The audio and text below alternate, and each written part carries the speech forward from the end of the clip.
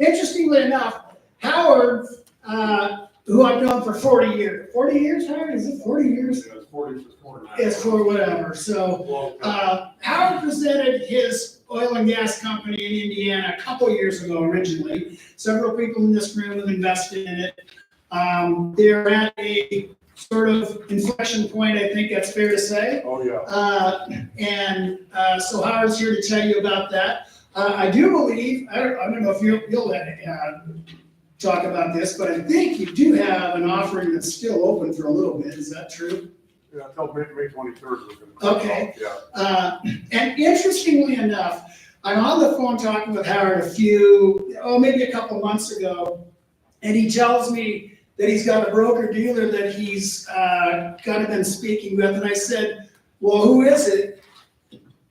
Regiment Security. So, small world. Anyways, again, I've known Howard forever. Great project. Some of you know it. I've invested in it, but a lot going on, and that's what he's going to tell you about. Thanks, Dave. Good to be back. So we'll get right to it. I know Dave likes to stay on a tight schedule because, Steve Bathgate's going to get tired and need to be done here pretty soon. We've all seen these before, so we won't dwell on that. So our project is to develop multi-pay oil fields using modern 3D seismic in southwestern Indiana, which is part of one of the oldest basins in U.S. history, the Illinois Basin, which covers most of the state of Illinois and part of the state of Indiana and a little bit of the state of Kentucky. It's the area where the first 100 million barrel oil field was discovered back in the 1890s. It was a field that made John D. Rockefeller the richest man in the world. And we're in a part of the basin in southwestern Indiana that has not been adequately developed using the very best modern technology, and that's what we're doing. So I don't need to go through our table of contents, but this presentation will be available for anybody that wants it. So let's move on. Our history of the company, since we started the company in 2022, we've raised a little over $5 million in equity. And with that money, we acquired a producing Devonian oil field, along with 400 miles of 2D seismic across 4 counties in southwestern Indiana: Clay County, Vigo County, Greene County, and Sullivan County, with a little bit spilling over into Davies County. And the 400 miles of 2D seismic was shot by the predecessor company that we bought, Adler Energy, back in the early 2000s, and most of it was never processed. So what has come out of this, over the course of the last 2.5 years, we processed about a third of that 400 miles of 2D seismic, and we've developed a very large inventory of undrilled oil prospects that we're now confirming with 3D seismic. We've taken up over 7,000 acres of brand new oil and gas leases, typically 3-year paid up leases. Now, to give you the interesting bit of the challenge there, and the reason why we're never going to be suffering with competition from Conoco or Exxon, to get that 7,000 plus acres of new leases, we've signed 238 separate leases. We've paid no more than $25 an acre for a 3-year paid up lease with a maximum royalty of 12.5%. Versus leases in the Permian Basin that are going for anywhere from $30,000 to $50,000 an acre for a similar paid up lease with a 25% royalty. And we've shot 8 square miles of 3D confirming seismic, which has led us to find some rather remarkable discoveries. So we are now in a position as we enter 2025 to see our production and cash flow rapidly increase as a result of a brand new oil field that we discovered in March. We have 4 pay zones immediately ready for development. We have 3D seismic that has revealed more than 24 offset wells surrounding the discovery well. And we have new prospects with multi-pay pay zones also identified on 3D seismic that we'll be drilling later this year. We're now ready to launch a 115 well drilling program, primarily in Clay County, Indiana. So what are the advantages? Well, our big advantage is that we're primarily drilling for Devonian age oil prospects shallower than 2,000 feet. We have a very large inventory of these prospects, and as you'll see on my favorite slide that's coming up here, these fields have typically averaged over 300,000 barrels of oil per field. Almost all of them were developed with no modern science by mom and pop operators that were undercapitalized and didn't even begin to understand the potential for stacked pay horizons in these fields. So 3D seismic has completely changed the game, and I'll talk about that a little bit more in another slide. But our recent tests have proved, beyond a shadow of a doubt, that applying 3D seismic to the area around these old fields where we have 2D seismic that's identified these trends, it works, and it works extremely well. Our potential, we can already see over 50 Devonian age prospects identified on 2D seismic in Clay County alone. These will have multiple fields, potential for millions of barrels of oil, and we have a highly experienced team. We can add to our potential with low-cost acquisitions. The 3D seismic works well. We're in an area that has a long history of oil production in one of the most prolific basins in U.S. history. And here's where we are. You can see where the state of Illinois is covered by the basin. We're in southwestern Indiana, and you can see how that's covered by the basin as well. Cumulative oil production of over 4 billion barrels from the Illinois basin. We use a little pointer here. That's Clay County. That's where we're focused right now. But we have seismic inventory that covers a lot of Vigo County, down into Sullivan and Greene County, and all the way down here into Davies County. All of our initial targets today are in Clay County. And as I said, we've got over 7,000 acres leased already with many, many high quality prospects. Okay, this is my favorite map. All of these green blobs are existing oil fields. In this 4-county region, over 30 million barrels of oil have been produced from shallow Devonian prospects almost exclusively. That would be Salem fields, that would be shallow North Vernon limestone fields. There could be some Carper sand thrown in there at a shallow development and some Jeffersonville, but it's all been typically above 1,500 feet, developed by simply going out and drilling dry holes until you found an oil patch and then developing around it. So as far as we know, we're really the first company to apply modern 3D seismic in this region.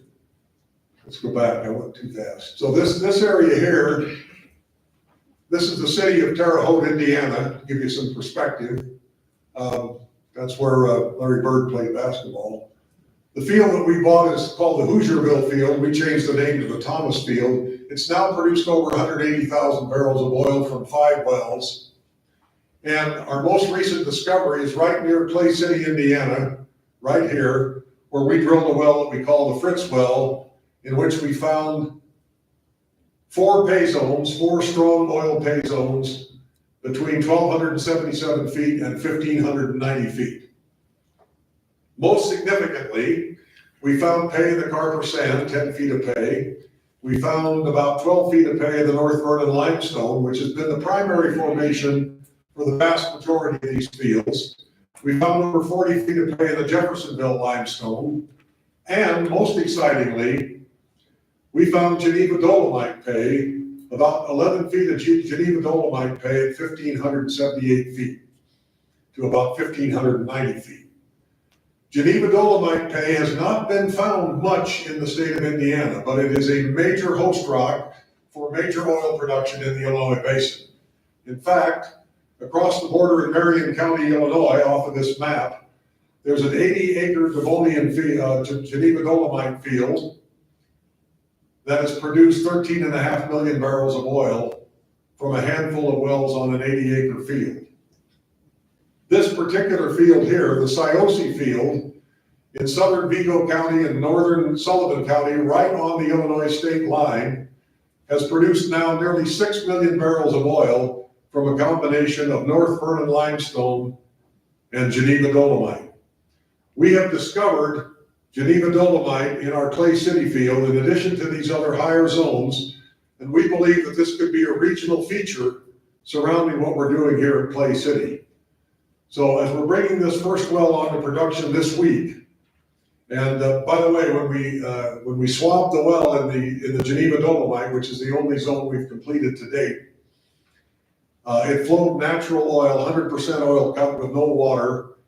We installed a 2-inch choke on the well and opened it up about a 1/16 of an inch and it was flowing 2 barrels an hour on natural pressure with no pump.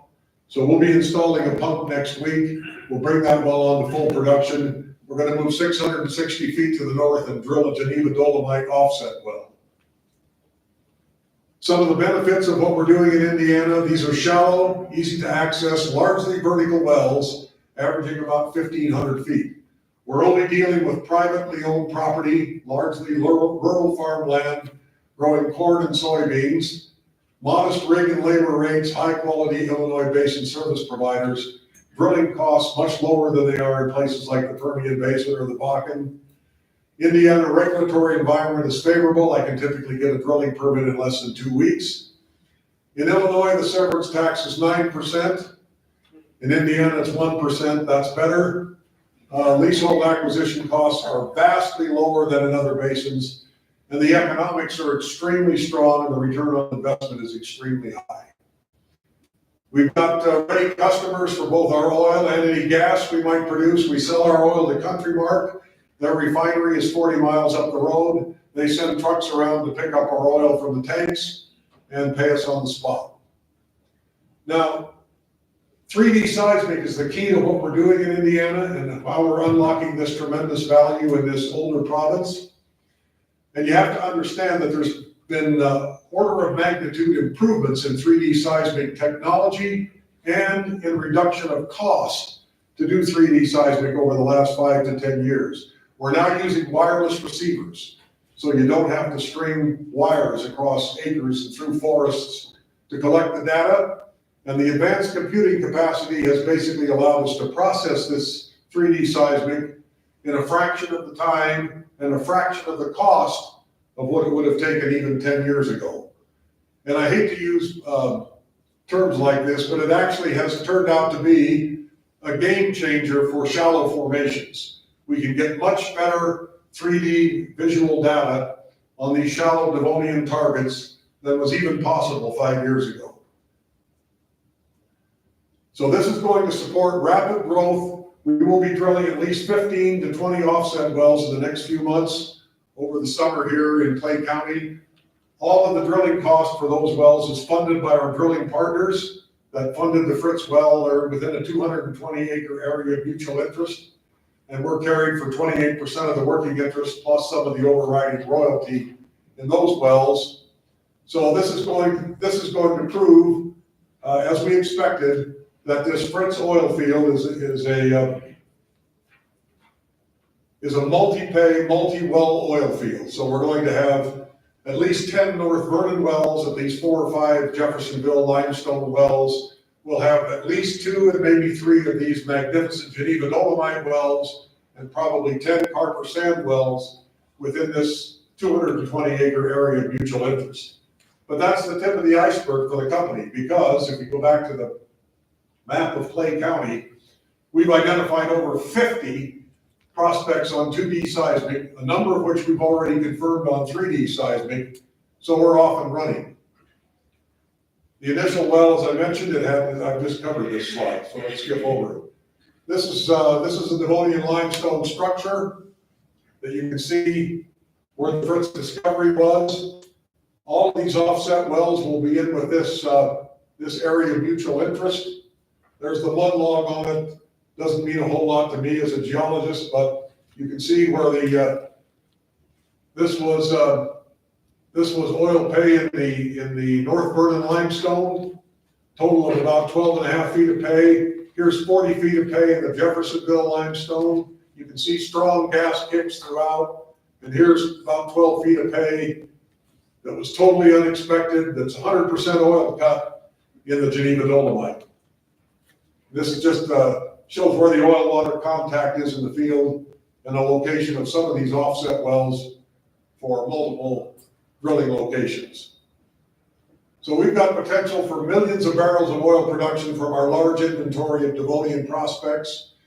We intend to continue aggressively leasing now that we've had this successful proof of concept on 2 of our wells that we've drilled. We can see many fields that will develop out of this. One of the most interesting things that came about with the discovery of the Fritz well is we were sort of the talk of the internet and social media in Clay County. It's a fairly small county. The county seat is Brazil, Indiana, population of about 8,000 or so. Clay City itself is about 1,000. We were all over the internet, and my most amusing comment that somebody wrote on social media was, "Oh my God, they're filming Landman right here in Clay County. Billy Bob Thornton must be in one of the pubs in town." Actually, no, that was us, LGX Energy, not Landman.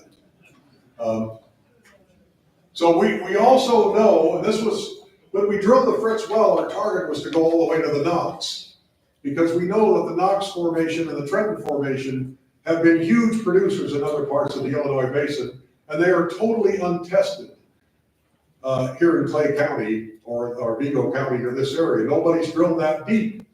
So we planned to drill all the way down to the Knox.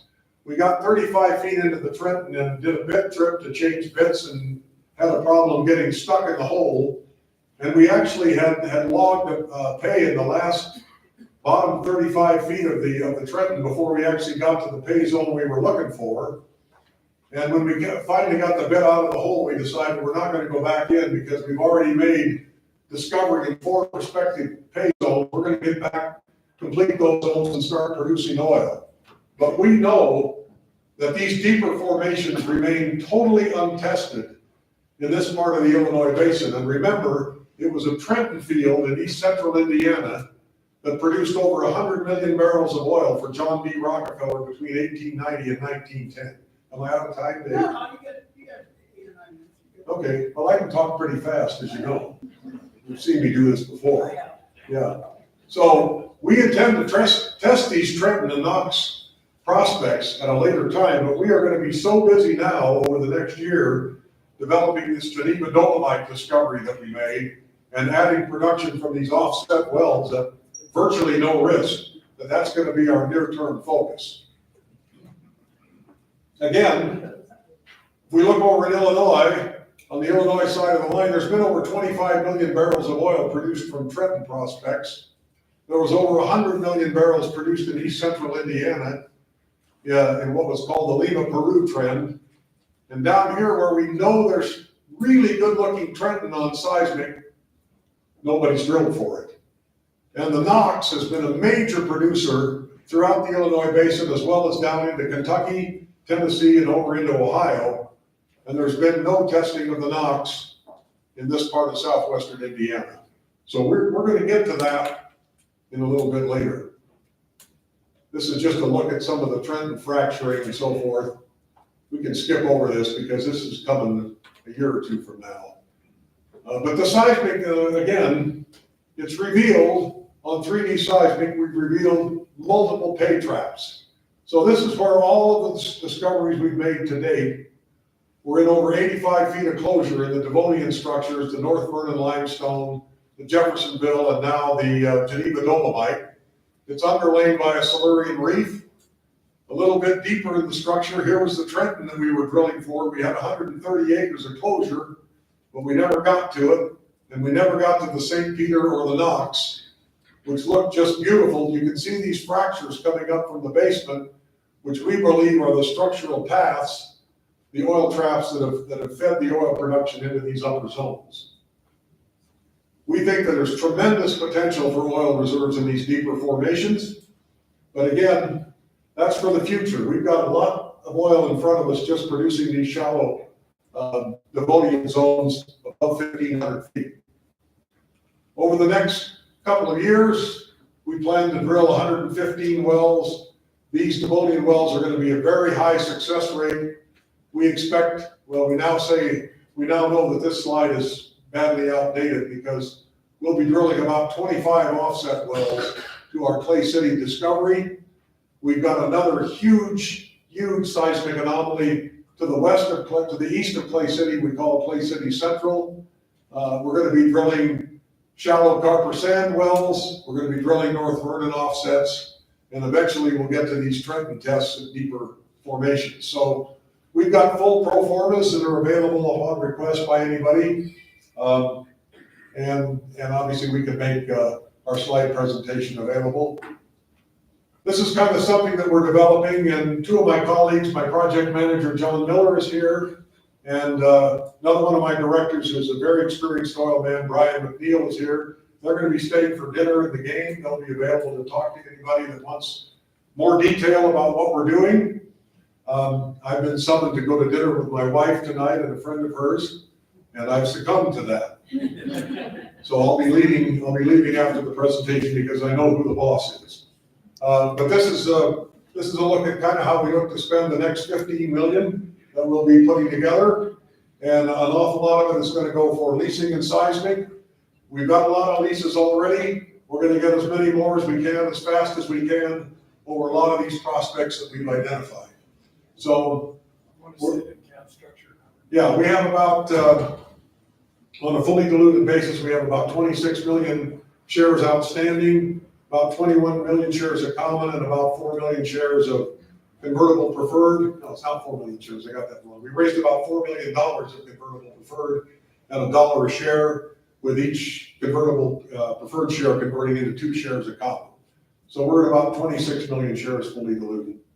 And as I said, as Dave mentioned, we have until, the board has given us until the 23rd of May to wrap up this, any remaining investors that wish to come in on our convertible preferred offering. And then we're working out our strategy for a much larger equity and possibly drilling fund going forward as we continue to develop the company. So with that, I guess. Convertible preferred pays 12%. Yeah, we pay 12% on the convertible preferred. We pay it quarterly, so some of the guys in this room are getting a dividend here in a couple of days. With that, I guess I can open it up to any questions and get Dave back on schedule here. Back to Howard. Yes. What is the API degree? About 40, it's very high, about 40. No sulfur, yeah. It's about 40. It's West Texas Intermediate Light Sweet Crude. We sell it to Country Mark, the refinery, about 40 miles up the road. They send the trucks around and pick up the oil twice a week. And how many barrels a day does that refinery process? They've got a lot of capacity. I don't remember off the top of my head, but 300,000 barrels. 300,000, yeah. Thanks, Brian. Yes. What's typically well cost and what's your time to pay back? Okay, that's a great question. So this particular well that we were targeting drilling all the way to the Knox, we had budgeted an AFE of $789,000. Obviously, we didn't spend all of that because we only got down to the top of the Trenton. But typically, we could drill a North Vernon offset and put that into production for about $250,000, and payback would be about 6 months. We can drill a Jeffersonville offset slightly deeper than that for maybe $350,000 all in. Payback in, again, 6 months to a year, depending on the oil price. These Geneva Dolomite wells, not much more. And we can drill a Carper sand well and bring it online for under $200,000 all in. And the beautiful thing about this is all this oil is going to feed into the same facility, so we don't have to replicate facilities costs. So the ROI for investors is very, very good on these wells. Yeah, Steve. What do you think about for an exit strategy? Well, we've talked about a public offering, and that's still in the works. And we were telling people that we thought we could get the public offering launched this year.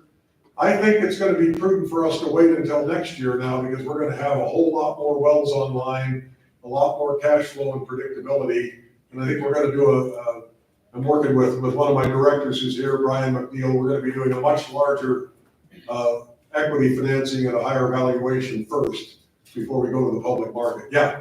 Have you had producing wells running long enough to be able to predict the decline rate? Yeah, well, the Thomas field that we bought came online with 6 wells, and at that time we're doing about 700 barrels a day. Came online in about 2004, went through a hyperbolic decline over the next few years, and that field has been steady state from those 6 wells, doing about 19 or 20 barrels a day ever since, and we'll probably continue to do that for the next 10 years. So when we bought the company, Adler Energy, we paid $250,000 for the company. That was back in January of 2022. We've recovered about $750,000 in oil that we've sold in that 3-year period. And we got 400 miles of 2D seismic thrown in for nothing, which is the real value of what we bought. Okay, Dave, Howard? thanks. I do just want to say one thing, because some people in this room know this, but other people don't. Howard's uncle was Bing Crosby, and I'm pretty sure back in his day, he was more famous than Billy Bob is today, just saying. I'm pretty sure that's right, yeah.